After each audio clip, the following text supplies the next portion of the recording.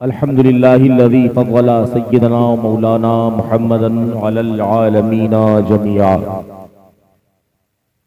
व अक़ामहु यौमल क़ियामति लिल मुज़निबीनल मुतलव्विसीनल ख़त्ताईन। हमारे चैनल से जुड़ने के लिए YouTube पर मारूफ एजेंसी को अभी सब्सक्राइब करें। अला कुल्ली मन हुआ महबूब व मरज़ियुन लदै सलातन तबक़ा व तदूमु बिदवामिल मलिकिल हय्यिल क़य्यूम। अम्मा बाद अऊज़ु बिल्लाहि मिनश शैतानिर रजीम बिस्मिल्लाहिर रहमानिर रहीम। व रफ़अना लका ज़िक्रक सदक़ल्लाहु मौलाना अज़ीम व बल्लगना रसूलुहुन नबियुल अमीनुल मतीनुल करीमुर रऊफ़ुर रहीम व नहनु अला ज़ालिका लमिनश शाहिदीन व शाकिरीन वल्हम्दुलिल्लाहि रब्बिल आलमीन। हज़रात,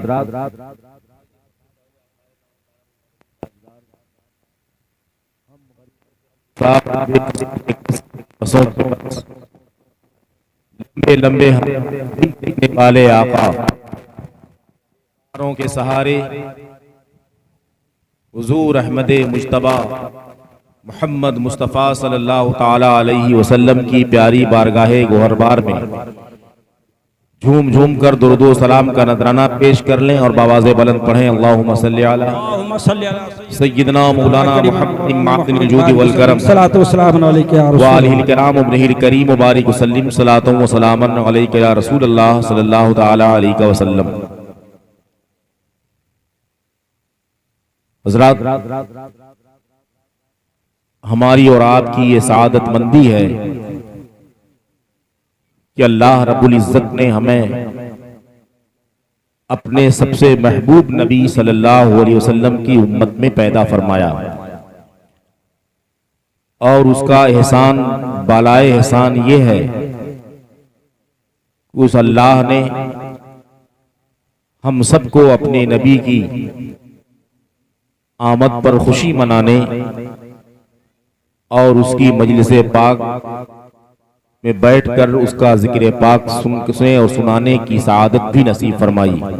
बेशक निहायत खुशबख्त और सआदतमंद है वो हजरात जिन्हें अल्लाह रब्बुल इज़्ज़त ये तौफीक बख्शे कि उसके सबसे महबूब नबी का जिक्र सुने और सुनाएं और उसके मीलाद की महफिल का इनेकाद करें। सुभान अल्लाह सुभान अल्लाह। हजरात,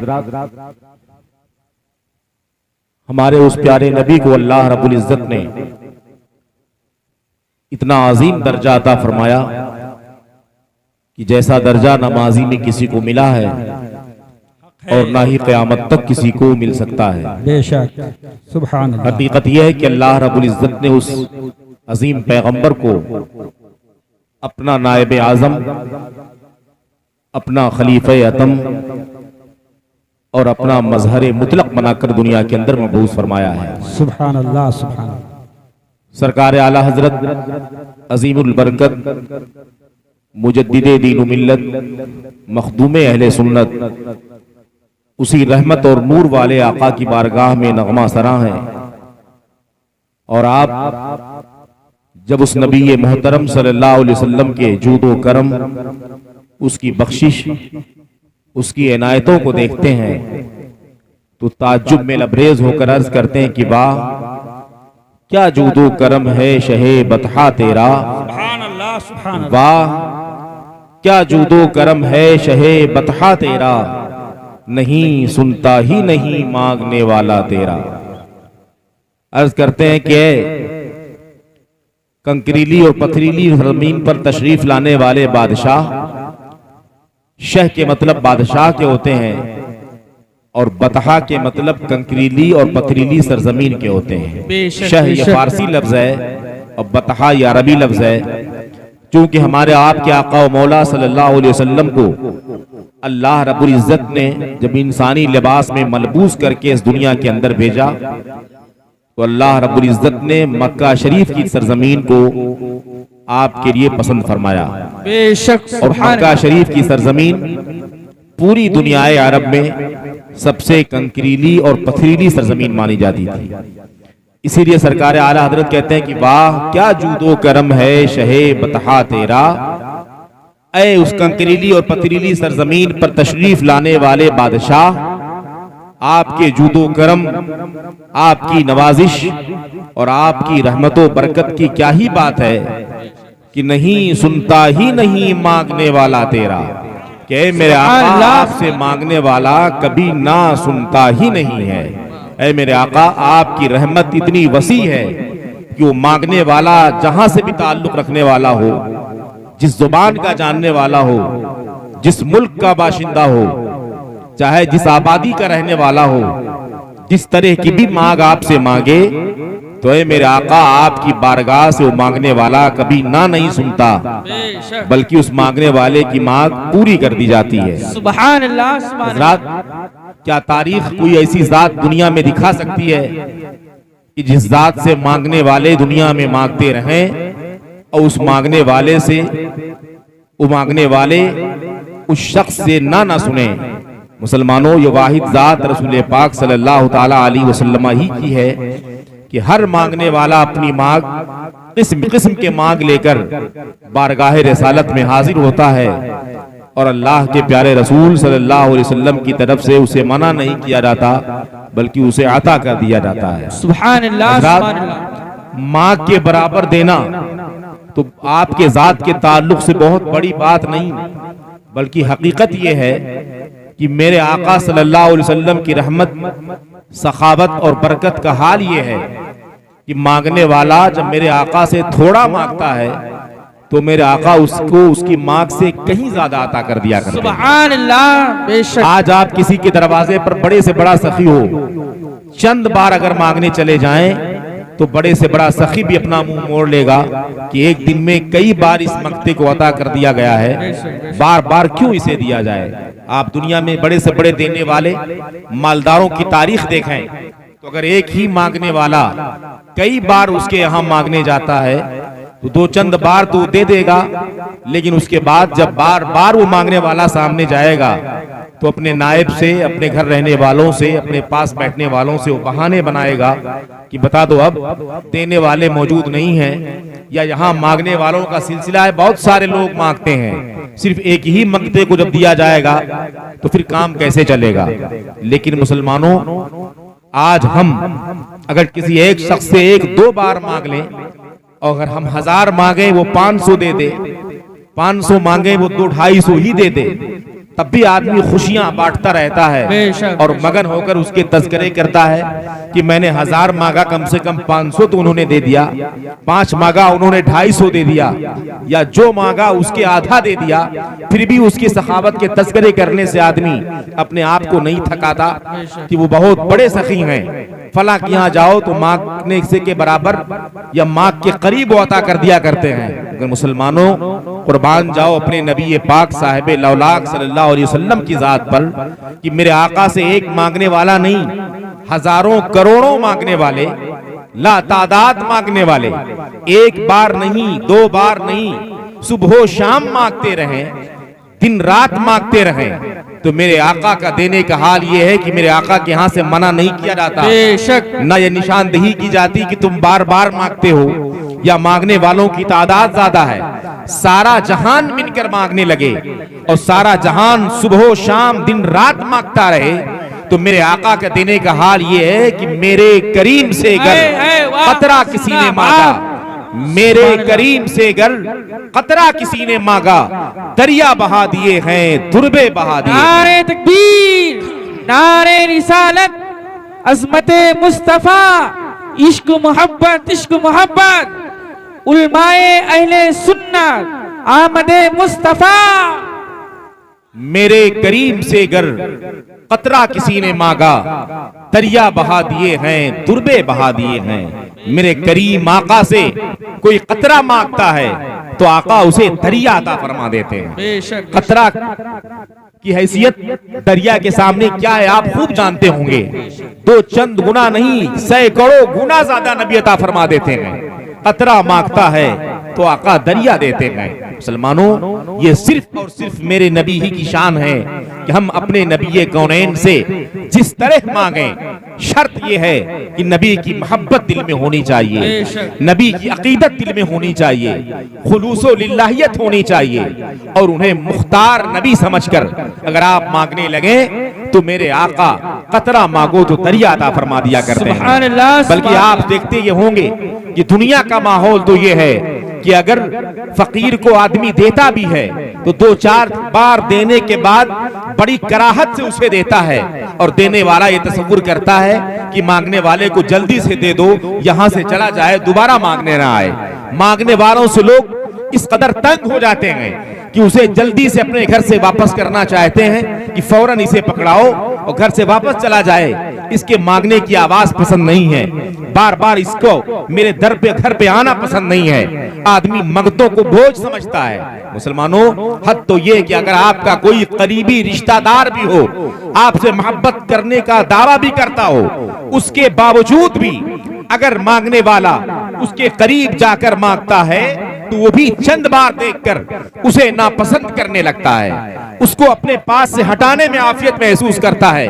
मगर कुर्बान जाओ अपने नबी की रहमत पर, अपने नबी की सखावत पर कि वो गुनहगार उम्मत को, वो मांगने वाले उम्मतियों को उनकी मांग से ज्यादा अता भी करते हैं, और उनका आना नबी पाक को बुरा नहीं लगता बल्कि इस कदर पसंद आता है कि आता है फकीरों पे उन्हें प्यार कुछ ऐसा, आता है फकीरों पे उन्हें प्यार कुछ ऐसा, खुद भीख दें और खुद कहें मगते का भला हो। सुभान अल्लाह, सुभान अल्लाह, बहुत खूब। और खुद कहें मगते का भला हो। दिखाओ पूरी दुनिया में कोई ऐसा शहंशाह, दिखाओ पूरी तारीख में कोई ऐसा बादशाह, कोई ऐसा सखी हो जो मांगने से ज्यादा अता भी करता हो और मगते के लिए खैर की दुआएं भी क्या करता हो। ये तन्हा जात मेरे और आपके आका मौला सल्लल्लाहु अलैहि वसल्लम ही की जात है जो अपनी गुनहगार उम्मत को इस कदर पसंद करते हैं, इनसे इतना प्यार करते हैं कि इनके मांग से ज्यादा इन्हें अता भी करते हैं और उसके बाद इनके लिए भलाई की दुआएं भी करते हैं। तो कितनी खुशनसीबी हमारी है कि अल्लाह रब्बुल इज्जत ने ऐसी रहमत वाले नबी की उम्मत में हमें पैदा फरमाया है और हमें ये शरफ बख्शा है कि उसकी आमद की तारीखों में हम उसके मीलाद की महफिल सजाकर उसका जिक्र सुने और उसके नाम के नारे लगाकर अपने कुलूब व अज़हान को मुनव्वर और मुजल्ला करते रहें। और ये आम आदमी कैसे दे सकता है जिसके पास खजाना मौजूद हो, जिसके पास दौलत मौजूद हो, जिसके पास रहमत व बरकत मौजूद हो, वही दे सकता है। खाली हाथ वाला कैसे दे सकता है? तो मुसलमानों, माज़अल्लाह वो बदमाश जो कहते हैं कि जिनका नाम मोहम्मद या अली है वो किसी चीज के मालिको मुख्तार नहीं, वो आईने में अपनी शक्ल देखें और नबी पाक की सखावत और रहमत देखकर वो होश के नाखून लें कि आखिरकार मेरे नबी को अल्लाह ने किस कदर असमत बख्शी है, किस कदर इख्तियार दिया दे रखा है, किस कदर मिल्कियत अता फरमाई है, किस तरह अपना नायब बनाया है। नबी खुद फरमाते हैं, इन्नी ऊतीतु बिमफातीह खज़ाइनिल अर्ज़, मुझे रुए जमीन की खजानों की चाबियां अता कर दी गई। फवज़अत फी यदैया, और उन चाबियों को मेरे दस्ते कुदरत में रख दिया गया। मैं जिस तरह चाहूं जमीन के खजानों में तसर्रुफ करूं, जिसे चाहूं अता कर दूं, जिसे चाहूं मना कर दूं। दूसरी जगह नबी फरमाते हैं, अल्लाह यूती व इन्नमा अना कासिम, अताएं अल्लाह रब्बुल इज्जत करता है और बेशक तकसीम मैं ही अपने दस्ते अक़दस से क्या करता हूं। अता तो खुदा की है, देता खुदाए वहदहू ला शरीक है, लेकिन तकसीम मेरे हाथ से ही रोजी हुआ करती है। मैं जिसे चाहूं रोजी रोक लूं, मैं जिसे चाहूं नेमतें उस पर बंद कर दूं और जिसे चाहूं नेमतें लुटाता रहूं। सरकारे आला हजरत इसी की तर्जमानी करते हुए कहते हैं कि मुसलमानों, जब तुम्हारे पास ऐसे सखी नबी मौजूद हैं, ऐसे बाअज़मत रसूल मौजूद हैं, ऐसे इख्तियार वाले आका मौजूद हैं, तो तुम्हें इधर उधर दर बदर भटकने की क्या जरूरत है? किसी के सामने हाथ फैलाने की क्या जरूरत है? दुनिया में किसी की चौखट का सहारा लेने की क्या जरूरत है? अरे कौन देता है? देने को मुंह चाहिए। कौन देता है? देने को मुंह चाहिए। देने वाला है सच्चा हमारा नबी, देने वाला है सच्चा हमारा नबी। मेरे नबी जिसे जो चाहें जब चाहें जितना चाहें अता कर दें, ये ताकत अल्लाह रब्बुल इज्जत ने मेरे आका को अता फरमाई है। सरकार आला हजरत ने कहा था कौन देता है, देने को मुंह चाहिए। और वारिसे उलूमे आला हजरत जानशीने मुफ्ती आज़म हिंद सैयदी सरकार ताजुश शरिया रहमतुल्लाहि ताला अलैह यूं गुनगुनाने लगते हैं कि ऐ मेरे नबी के उम्मत के लोगों, ऐ मुसलमानों, तुम्हें परेशान होने की जरूरत नहीं है।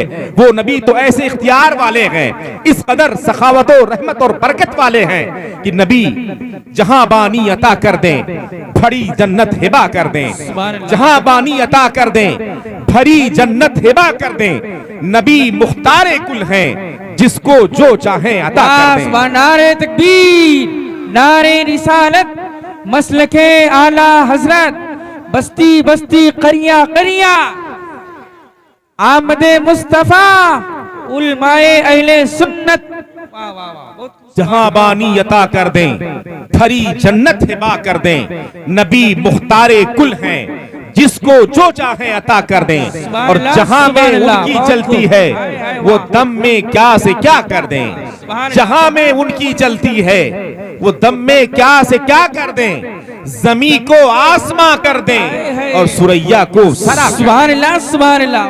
दुनिया में मेरे नबी की चलती है, वो पल भर में अगर चाह लें तो क्या से क्या कर दें। जमीन को आसमान बना दें और सुरैया जो सबसे बुलंद सितारा है उसे सरा जमीन के सबसे निचले तबके पर पहुंचा दें। मुसलमानों, ये हमारी और आपकी खुशबख्ती है कि ऐसे नबी की उम्मत में अल्लाह रब्बुल इज्जत ने हमें पैदा फरमाया है। तो हमें कहीं और परेशान होने की जरूरत नहीं।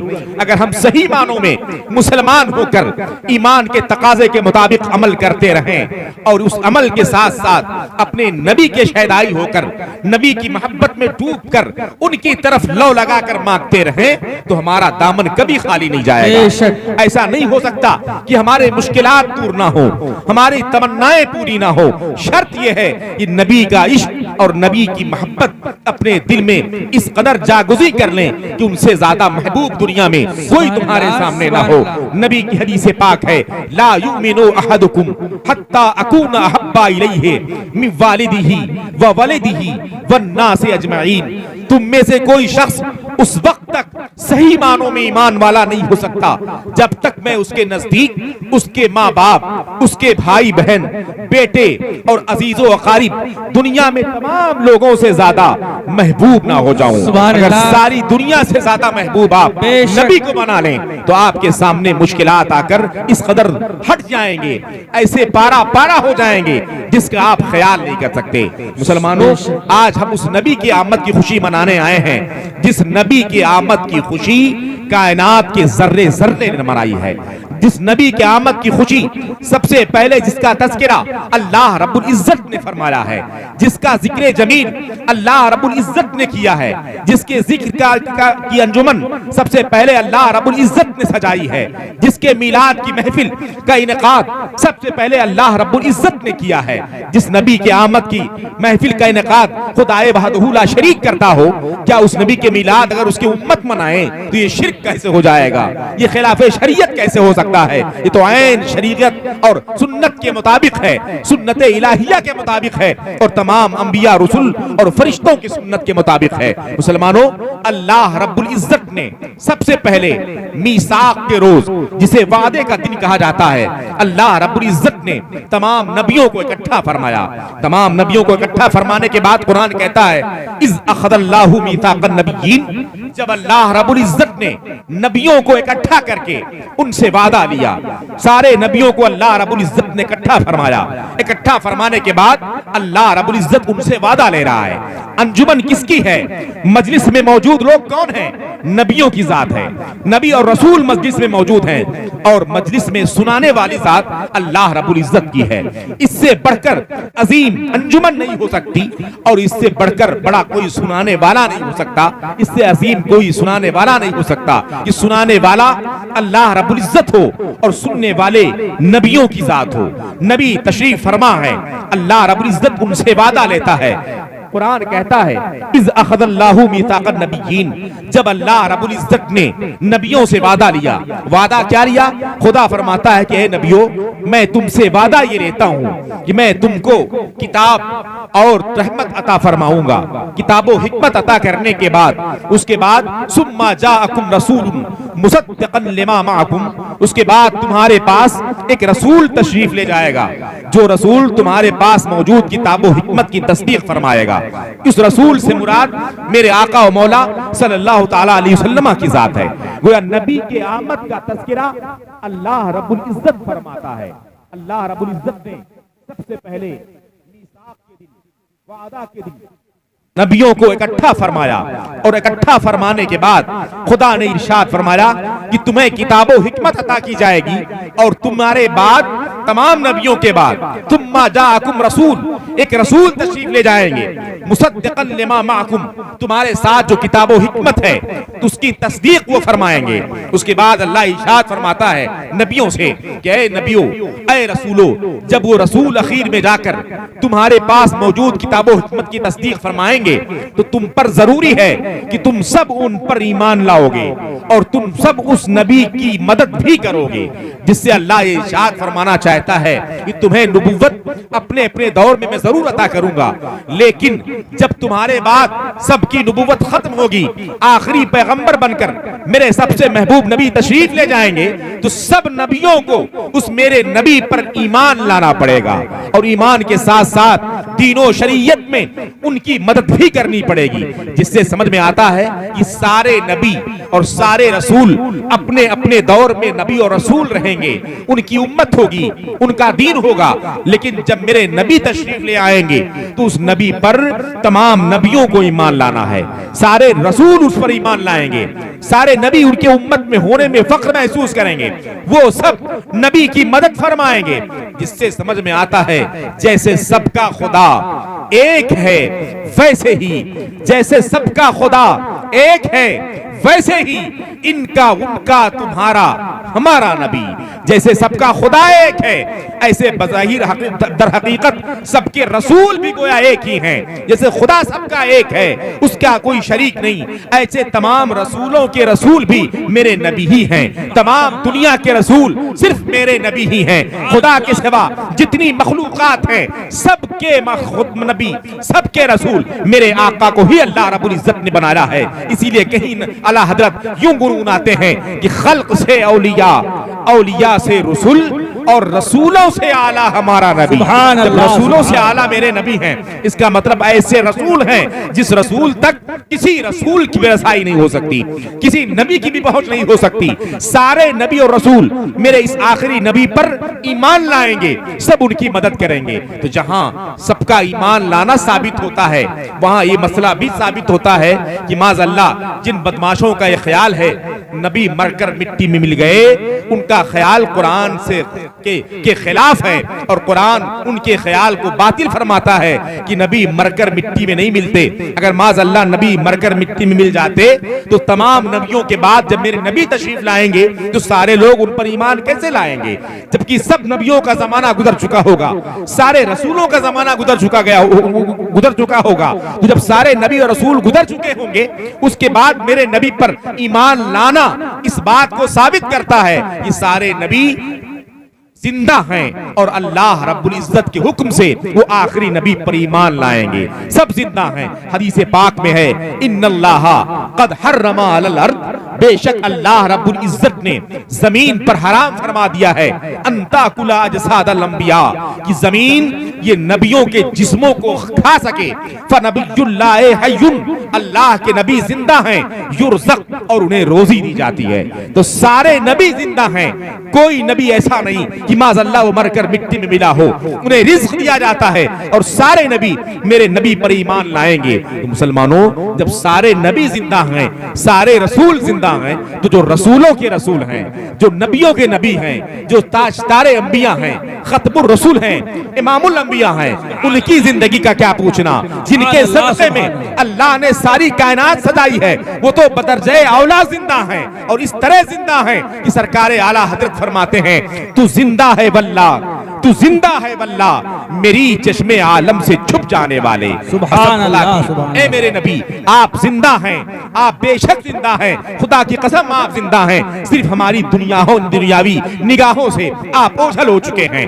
फिर अल्लाह फरमाता है, नबी के मिलाद का जिक्र करने के बाद अल्लाह नबियों से फरमाता है, अभी नबियों ने इकरार खुदा ने लिया था, नबियों की तरफ से अभी कोई जवाब ना आया था। कुरान कहता है कि अल्लाह फरमाता अकरर तुम, क्या तुम लोगों ने इकरार कर लिया, क्या तुम लोगों ने मेरी बात मानी जो मैंने तुम नबियों से वहदो पैमान लिया है कि तुम्हारे बाद सबसे आखिर में मेरा महबूब पैगंबर जाएगा, उस पैगंबर पर तुम तमाम नबियों को ईमान लाना है, तुम्हें उनकी मदद करनी है, क्या तुमने इकरार कर लिया? और उसके बाद आगे अल्लाह फरमाता है, और जो बोझ मैंने तुम पर डाली है उस बोझ को अपने ऊपर लेने का वादा और अहदो पैमान तुमने कर लिया। कालू अकररना, तो सारे नबियों ने कहा या खुदा बेशक हम सब ने इकरार कर लिया है, हम सारे नबियों ने इकरार किया है कि हम अपने दौर में नबुव्वत से सरफराज किए जाएंगे, हमारा दीन चलेगा, लेकिन सबसे आखिरी पैगंबर आपके सबसे महबूब नबी जब तशरीफ ले जाएंगे तो हम जरूर उन पर ईमान लाएंगे और हम उनकी मदद भी करेंगे। अल्लाह फरमाता है, अगर तुमने इकरार कर लिया फशहिदू, तो तुम गवाह हो जाओ, वो अना माकुम मिनश शाहिदीन, और मैं भी तुम्हारे साथ गवाही देने वालों में से हूँ। और अल्लाह फरमाता है, फमन तवल्ला बादा ज़ालिक, और इसके बाद मेरे इस इकरार के बाद जो इस इकरार से मुंह फेरेगा फउलाइका हुमुल फासिकून, तो वो हद से गुजरने वालों में से होगा, वो जालिमीन में से होगा, फासिको फाजिर में से होगा। यानी इस मेरे वादे पर सबको बरकरार रहना है और सारे नबी बरकरार रहेंगे, जिससे समझ में आता है कि महफिल मिलाद को का इनेकाद सबसे पहले अल्लाह रब्बुल इज्जत ने अर्श पर फरमाया है।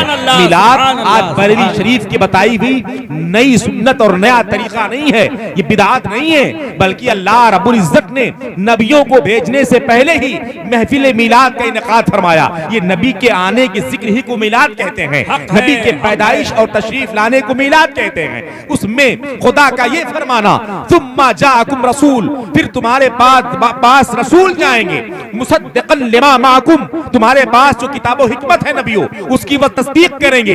ये जुमला मिलाद ही का जुमला है, नबी की पैदाइश ही का जुमला है, नबी की पैदाइश की जिक्र का जुमला है। तो मिलाद का इनेकाद तो खुदाए वहदहुल ला शरीक ने सबसे पहले किया है, नबी की आमद की खबर तो सबसे पहले अल्लाह रब्बुल इज्जत ने दी है। इससे समझ में आता कि मिलाद की महफिल का इनेकाद करना ये सुन्नत इलाहिया भी है और सुन्नत अंबिया और सुन्नत रसूल भी है।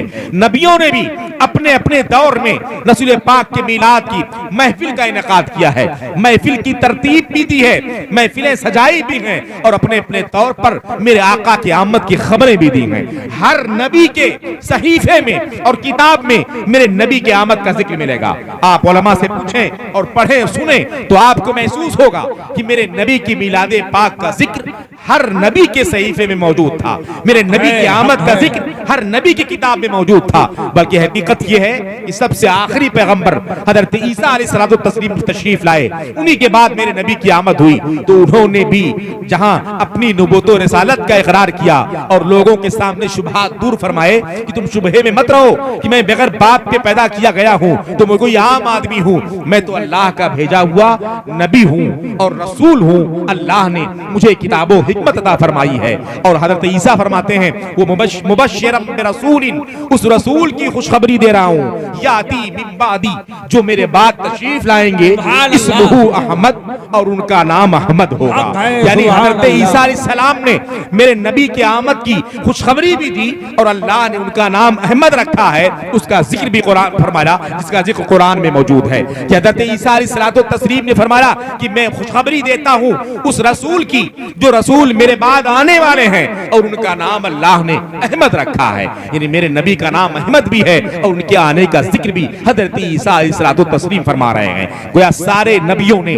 सारे रसूलों ने, तमाम फरिश्तों ने कायनात के हर एक जर्रे जर्रे ने नबी के आमद की खुशियां मनाई हैं और नबी के आमद की खबरें भी मुख्तलिफ किस्म से मुख्तलिफ मखलूकात ने दी हैं। फरिश्तों ने अलग खबरें दी, रसूलों ने अलग खबरें दी, अंबिया ने अलग खबरें दी। मुसलमानों, हकीकत तो यह है कि यहूदियों नसरानियों ने, बड़े बड़े राहिबों ने भी मेरे नबी के आने की खबरें दी हैं और तारीख में खबरें मौजूद हैं और उन्होंने इस बात की तस्दीक भी की है कि एक रसूल तशरीफ लाएंगे जिस रसूल से बढ़कर कोई रसूल न हुआ है, जो रसूल ऐसे होंगे जिन्हें सारी कायनात की बादशाहत का ताज अता कर दिया जाएगा।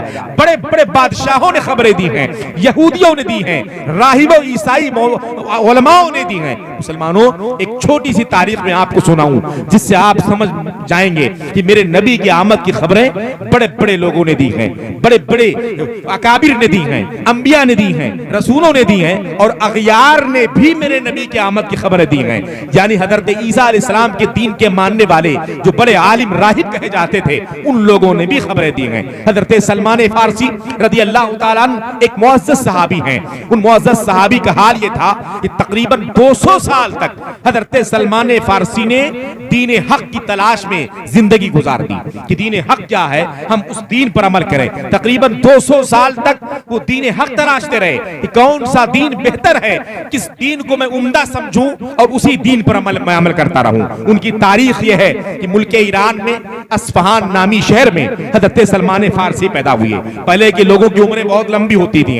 आप 200 साल से ताज्जुब न करें, अल्लाह चाहे तो 1000 साल की उम्र अता फरमा सकता है और उसने अता फरमाई है लोगों को। हजरत सलमान फारसी की उम्र बहुत लंबी थी। ईरान मुल्क में शहर अस्फहान में हजरत सलमान फारसी की पैदाइश हुई। एक सहाबी भी हैं और उनकी तारीफ से मैं बताना यह चाहता हूं कि मेरे नबी के आमद के तज़किरे जहां अंबिया और रसूल ने किया है, वहां दूसरे मजहब के मानने वालों ने भी आपके आमद के तज़किरे किए हैं और आमद की खबरें भी दी हैं, जिससे समझ में आता है कि मेरे नबी का मिलाद मनाना ये आज का तौर तरीका नहीं है, ये बहुत जमाने से अल्लाह रब्बुल इज्जत ने इसे राइज फरमाया है और हर दौर के लोगों ने नबी की आमद की खबरें दी हैं। हजरत सलमान फारसी छोटी सी उम्र में थे और आपके वालिद का हाल यह था कि उनके वालिद मजूसी थे।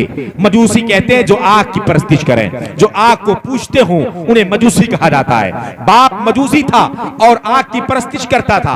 बाप ये चाहता था कि सलमान जो मेरा बहुत अच्छा ज़हीन फकीर लड़का है, ये लड़का भी मेरे दीन को खूब सीख जाए। इसलिए हजरत सलमान फारसी को उनका बाप कभी बाहर निकलने नहीं देता, घर से बाहर जाने नहीं देता और अपना दीन सिखाता रहता। मगर मजूसियत के दीन से सलमान फारसी मुतमईन न थे, वो आग की परस्तिश वाले दीन से वो मुतमईन न थे, उनका दिल इत्मीनान में नहीं था। वो ढूंढ रहे थे कि कोई दीन मिले जिससे मैं तहकीक करूं कि नया दीन क्या है। इत्तेफाक से जब वो कुछ बड़े तो उसके बाप ने कहा कि मेरे पास कुछ खेतियां हैं, मैंने कुछ दरख्त लगाए हैं, जमीन है, तुम बड़े हो चुके हो, तुमने अपना दीन सीख लिया है मजूसियत का, जाओ उन दरख्तों की रखवाली करने के लिए एक बार मुआयना करके आ जाओ, खेतियां देख लो, खेतियों में कैसी पैदाइश है, कैसे तुम्हें खेतियां करनी है। हजरत सलमान फारसी कम उम्री में अपने घर से बाहर निकलते हैं और अपने खेत को अपनी जमीन के पास जाने लगते हैं। तारीख में ये तहरीर है कि सलमान फारसी जब अपने खेतों को देखने के लिए निकलते हैं और रास्ते में देखते हैं कि एक गिरजा घर है, जो गिरजा घर ईसाइयों की इबादत गाह को कहते हैं। ईसाइयों की इबादत गाह है, ईसाई उसमें इबादत कर रहे हैं। हजरत सलमान फारसी ने जब गिरजा घर को देखा, ईसाइयों को इबादत करते देखा, तो रुककर उनकी इबादत देखने लगे। सलमान फारसी ने जब ईसाइयों की इबादत देखी, उनकी दुआएं सुनी, उनकी तस्बीहात को सुना, उनके और आदे वज़ाइफ को सुना, तो सलमान फारसी बहुत मुतासिर हो गए और पूरे दिन उसी गिरजा घर में बैठे रह गए और सोचा कि मेरा दीन जो मजूसियत का दीन है वो दीन उम्दा दीन नहीं है। दीन मुझे बेहतर ये लगता है जो ईसाइयों का दीन है, राहिबों का दीन है। उसी दीन को समझकर उसे पसंद करके सलमान फारसी उसी गिरजा घर में बैठे रहे। दिन भर इनका बाप उन्हें तलाशता रहा। बहुत तलाश के बाद उन्हें शाम तक मिले कि सलमान फारसी एक गिरजा घर में बैठे हुए हैं और राहिब ईसाइयों के बड़े आलिमों के औरादो वज़ाइफ और उनकी इबादत, उनके गिरिया वजारी से मुतासिर हो चुके हैं, अपना दीन मजूसियत छोड़ना चाहते हैं। बाप ने इस खौफ में कि मेरा बेटा कहीं मेरा दीन छोड़ ना दे, उन्हें अपने घर में बंद कर दिया। घर में बेड़ियां लगा दी, जंजीरें पहना दी कि तुम्हें घर से बाहर नहीं निकलना है। लेकिन हजरत सलमान फारसी के दिल में ईसाइयत का दीन इस कदर जागुजी और पुख्ता हो चुका था उसके दिलदादा हो चुके थे। ये सोच रहे थे कि अपने घर के कैद से निकलूं और राहिबों की खिदमत में चला जाऊं। इत्तेफाक से एक लोग किसी ना किसी तरीके से उसी जंजीर में बंधे हुए हजरत सलमान फारसी अपने घर से बाहर निकले और देखा कि एक काफिला मुल्क शाम को जा रहा है। उसी काफिले के साथ हो लिए और काफिले में होकर वो मुल्क शाम पहुंच गए। मुल्क शाम पहुंचने के बाद ईरान से सलमान फारसी मुल्क शाम पहुंचे दीन के तलाश में। अब तक उनके सामने सबसे उम्दा दीन दीन ईसाइयत है। राहिब उनके आलिम माने जाते हैं, उनके इल्म से मुतासिर हैं सलमान फारसी। मुल्क शाम पहुंचते हैं और एक गिरजाघर में जाके अपने अहवाल बताते हैं, अपनी तारीख बताते हैं और उस गिरजाघर के राहिब और ईसाइयों के बड़े आलिम की खिदमत में रहना शुरू कर देते हैं, उसकी खिदमत में जिंदगी गुजारते हैं। क्या देखते हैं कि वो राहिब जिंदगी तो गुजारता है, लेकिन वो बड़ा आलिम दीन ईसाइयों का होने के बावजूद उसके कौल में और उसके फेल में तजाद है। वो कहता कुछ है और करता कुछ है। वो लोगों को सदका और खैरात का हुक्म देता था, जो ईसाइयों का बड़ा आलिम था, लोगों को तरगीब देता कि सदके करो, खैरात करो। लोग सदके और खैरात के माल को उस राहिब के पास लाकर पेश करते, लेकिन उसी सदकों को वो गरीबों में तकसीम नहीं करता, बल्कि उसकी जखीरा अंदोजी करके उसे अपने खानकाह में, अपने घर में, अपने इबादत गाह में इकट्ठा करता रहता। इत्तेफाक से उसकी मौत हो गई। जब उसकी मौत होती है और लोग दफन के लिए आते हैं तो हजरत सलमान फारसी उनसे कहते हैं, क्योंकि सलमान फारसी के शरिश्त में, तबीयत में शुरू से सच्चाई थी, वो सच चीज ढूंढ रहे थे, अभी दीन हक उन्हें मिला ना था। उन्होंने कहा कि तुम लोग जिसे अपना आलिम दीन मानते थे, अपना राहिब मानते थे, ईसाइयों का बड़ा आलिम मानते थे, उसके कौलो फेल में तजाद था। वो अमल कुछ करता था और तुम लोगों से कुछ कहता था। तुम उसे बड़ा आलिम समझते थे। लोगों ने पूछा क्या खराबी थी? इन्होंने कहा आओ तुम्हें तहखाने की तरफ लेके जाके दिखाऊं। 100 मिटके सोने और चांदी से भरे हुए हैं। इस राहिब ने तुम्हारे माल लूट करके और अपने मिटकों को भर रखा था, जखीरा अंदोजी कर रखी थी। इसने सदकात को गरीबों में तकसीम नहीं किया है, इसका अमल ठीक नहीं था। किस कदर एतराज किया बारीक निगाही से हजरत सलमान फारसी ने। जब राहिब और ईसाई की कौम ने देखा कि इसने गलत काम किया था, तो बजाय उसे दफन करके उसके लाश को सूली पर चढ़ा दिया, संसार किया, पत्थरों से मारा, फिर उसे फेंक दिया, दरिया के हवाले कर दिया, उसे दफन करने से इनकार कर दिया। हजरत सलमान फारसी का खुद बयान है। हजरत अब्दुल्लाह इब्ने अब्बास से बयान फरमाते हैं, कहते हैं ये मेरी तारीख थी इस्लाम की, मैं इस्लाम कैसे लाया और अपने नबी की आमद की खबर मुझे कैसे मिली, दीन इस्लाम मुझ तक कैसे पहुंचा। कहते हैं उस राहिब के इंतकाल के बाद उस गिरजाघर की इबादत के लिए एक दूसरे राहिब को, दूसरे ईसाइयों के आलिम को उन्होंने मुंतखब किया। मैं उसकी खिदमत में रहने लगा, देखा कि बहुत इबादत गुजार है। अब जो राहिब था इस तरह पंजवक्ता नमाजी था, इस तरह इबादत और रियाजत करता था कि हम ताज्जुब उस पर करते थे कि नमाजें पढ़ता है, दिन रात इबादतें करता है। मेरी निगाह में उससे बड़ा इबादत गुजार कोई था ही नहीं। मैं बहुत गिरविदा उसका हुआ, लेकिन चंद साल गुजारने के बाद उसका भी इंतकाल हो गया। जो मैंने कहा था आपसे कि 200 साल गुजारे हैं दीन हक की तलाश में, एक राहिब का इंतकाल हुआ, दूसरा जो इबादत गुजार था उस इबादत गुजार के भी इंतकाल का वक्त करीब हुआ। सलमान फारसी कहते हैं कि मैंने उससे पूछा कि अब तुम इंतकाल कर रहे हो, तुम ये बताओ कि मेरी जिंदगी दीन हक की तलाश में गुजर रही है, मैं अब किसकी पैरवी करूं, किसकी इत्तबा करूं, तुम तो जाने वाले हो। तो उसने कहा था अगर तुम्हें मेरी तरह इबादत गुजार चाहिए, अगर तुम्हें मेरी तरह नेक सीरत चाहिए, तो तुम्हें यहाँ मुल्क शाम में नहीं मिलेंगे। तुम मूसिल एक शहर है, उस शहर में चले जाओ। मूसिल शहर में एक गिरजाघर है, वहाँ एक राहिब मेरी ही तरह इबादतें करता है, इबादत गुजार है, जाओ उसकी खिदमत में चले जाओ, उसकी पैरवी करने लगो। मूसिल ये मुल्क इराक का एक शहर है। मुल्क शाम से मुल्क इराक जाते हैं सलमान फारसी दीन के तलाश में।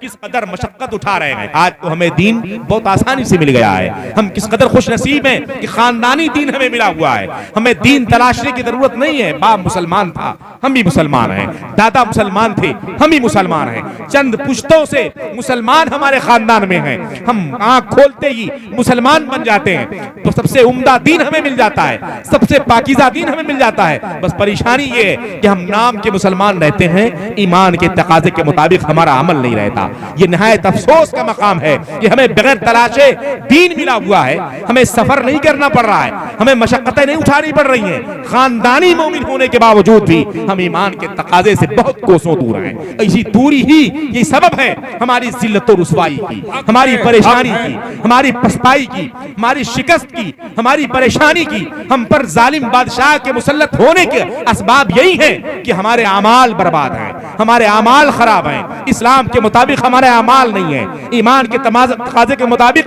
हमारी जिंदगी नहीं गुजर रही है। आप गौर से सुने और देखें कि हम कितनी आसानी से इस्लाम वाले, कितनी आसानी से दीन पाए हैं। सलमान फारसी ने कैसे तलाश किया था और मेरे नबी का जिक्र कहां कहां मौजूद था। रसूल कौनैन सल्लल्लाहु अलैहि वसल्लम के प्यारे सहाबी हज़रत अब्दुल्लाह इब्न अब्बास से सलमान फारसी कहते हैं कि मैंने जब उससे पूछा कि मैं मूसिल जा रहा हूं, मूसिल पहुंचा, मूसिल में भी एक राहिब की खिदमत में करता रहा।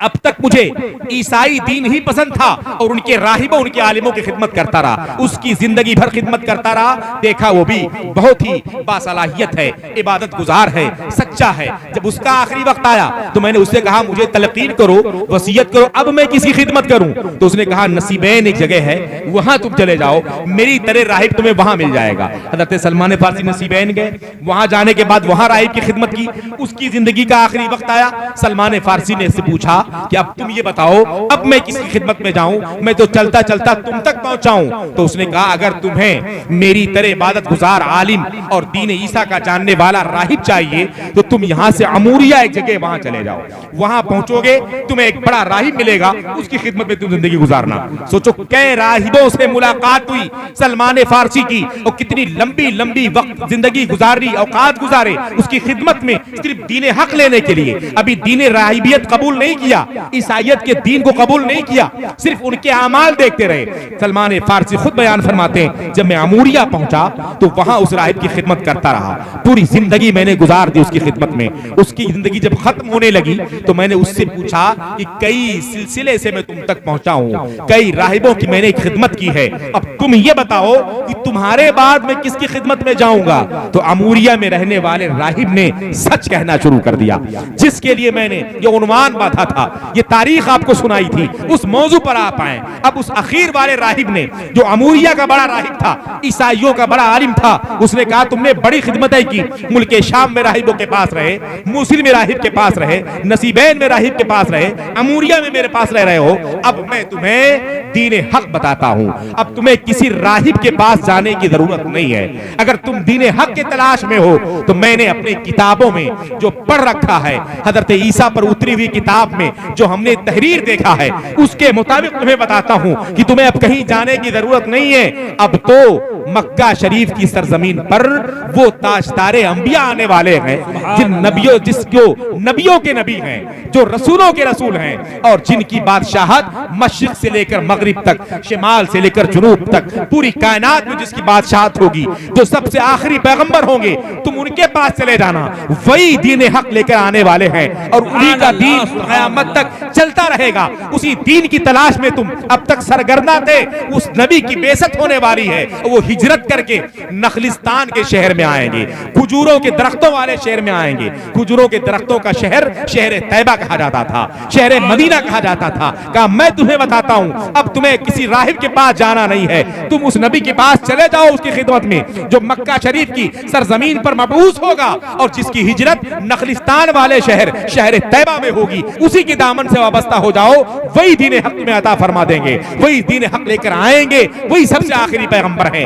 राहिब ने भी, जो अगयार में से था, जो दूसरे दीन वाला था, उसने भी हकीकत वाज़ेह कर दी कि आखिरी पैगंबर बनकर दीन हक लाने वाले नबी मक्का शरीफ